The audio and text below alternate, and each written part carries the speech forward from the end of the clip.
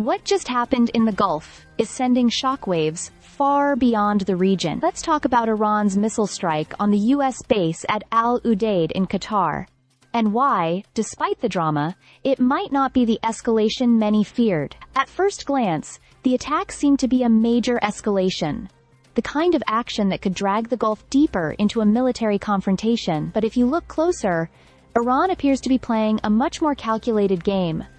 They launched missiles, yes, but they also gave advance notice. The U.S. had time to evacuate personnel, Qatar activated its air defenses, and those Patriot missiles did their job, intercepting Iran's projectiles before any damage was done.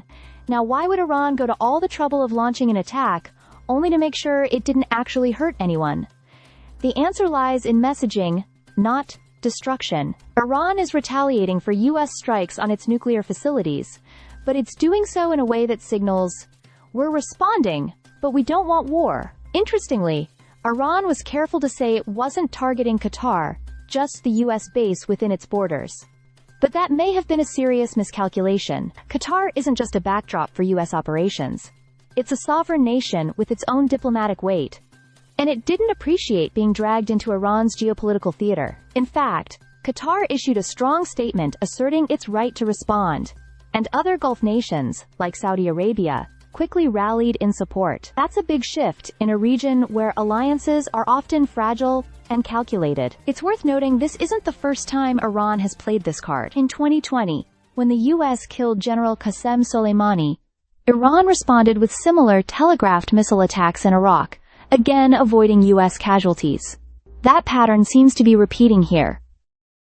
Iran's goal appears to be symbolic retaliation that avoids pushing the U.S. into an all-out response.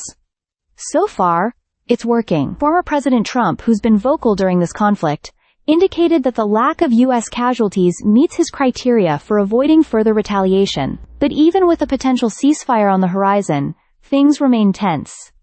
Israel hasn't slowed down its operations against Iran's military and security infrastructure, and while the U.S. might be open to winding things down and nudging Iran back to the negotiating table, Israel isn't showing signs of compromise just yet. Qatar, meanwhile, finds itself once again in the middle of a conflict it didn't start, trying to maintain its carefully balanced diplomacy between hosting U.S. troops, engaging with Israel, and managing a neighbor like Iran. This incident reinforces just how delicate that balance is. Iran may have wanted to send a message to Washington, but in doing so, it may have sent the wrong one to the Gulf. Stay subscribed for more videos.